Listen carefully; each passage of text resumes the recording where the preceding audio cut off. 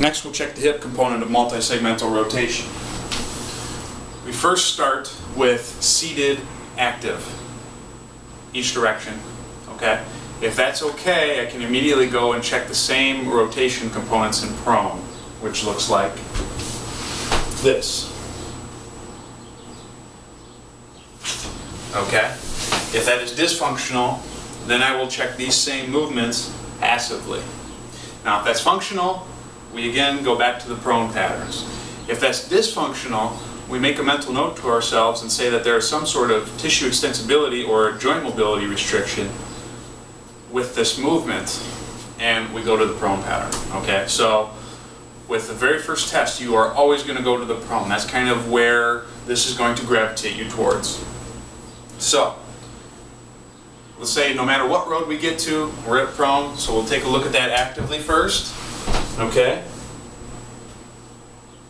Now here's where things get interesting. If active prone internal-external rotation is okay, depending on the results of the previous test, that is the seated internal-external rotation, if I have a limitation there, I have to stop and treat that first. Okay? If by some chance I was clear on this test, the seated version, then I can go and check my rolling patterns to determine some potential stability motor control dysfunction. Okay? Let's say prone active was dysfunctional. Then we would check that movement passively. Okay? If we have a functional thing passively, then we have a stability motor control issue. We'll go to rolling and help suit that out, assuming that seated was okay. Okay, that's why we make that asterisk during the breakout.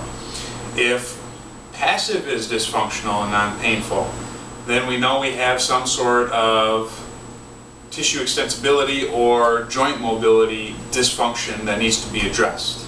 From that point, you will go on and check your tibial rotation components and also the spinal extension component of the SFMA breakouts.